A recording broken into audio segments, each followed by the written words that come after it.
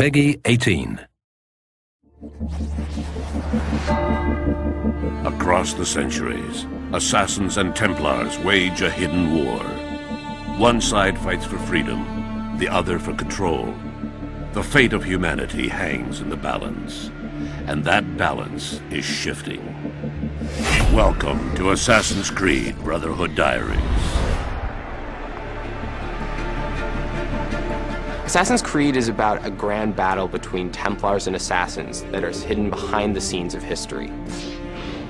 The Assassins are a force dedicated to maintaining and protecting our free will. And that sets them in direct opposition to the Templars, who are all about control. It's a very, very interesting universe where we have many levels of depth and many angles to explore. It's a totally immersive game where you get to relive amazing experience in a strong historical context.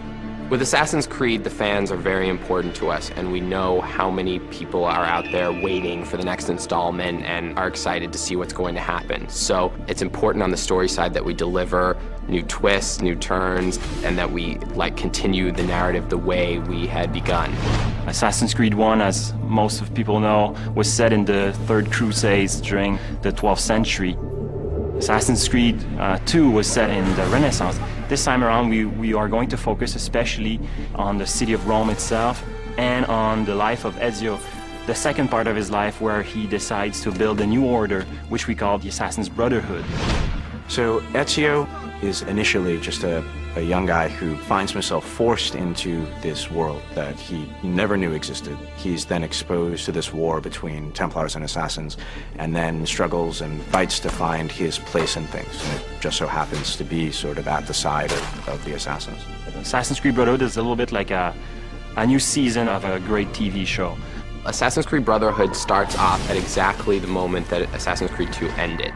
So, when we made Assassin's Creed 2, we understood that Ezio's story was more epic than anything we could tell with one game.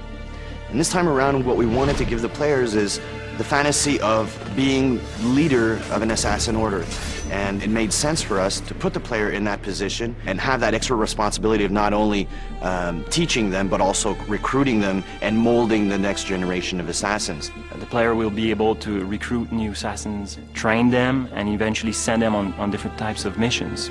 You will see many familiar faces in Assassin's Creed Brotherhood. Lots of characters that you knew before in Assassin's Creed 2 will return, but not necessarily the way you expect.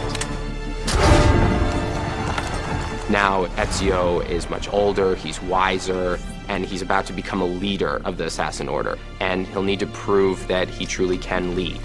But things aren't going to go as planned. Next on the Brotherhood Diaries. We're introducing a fresh and unique multiplayer experience, so that's the first time we are doing that for the Assassin's Creed franchise. In Assassin's Creed Brotherhood, the player is going to get to actually create the Renaissance in Rome.